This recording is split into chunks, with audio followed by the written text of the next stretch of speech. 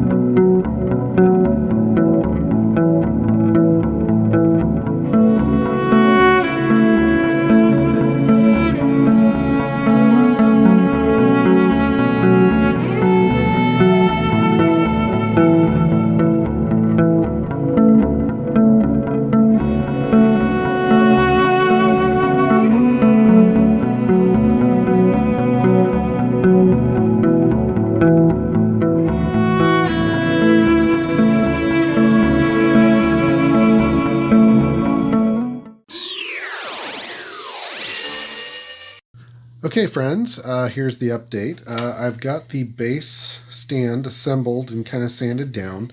I'll probably get some primer on this next. Here is the nameplate, which will attach to this, but I'm not going to do that just yet.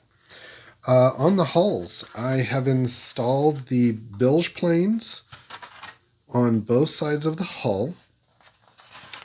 And I've also installed all of these alignment pins on the right side of the hull, and there's 18 of these. Now, since this is pretty much holding everything together, I want to make sure I give this time to dry. So I think with that where I'm at, and I'm running out of time for today, but I want to stop here. And so this will be the end of episode 1. Once again, I hope you're enjoying this. If you do, please remember to give it a thumbs up. And again, if you click the subscribe button and also the little bell, you'll get notified when I upload a new content, or actually when I upload episode 2. All right, so thanks for joining me, friends, for this massive build here. And I look forward to seeing you in the next episode. So until next time, everyone be safe out there and go build something.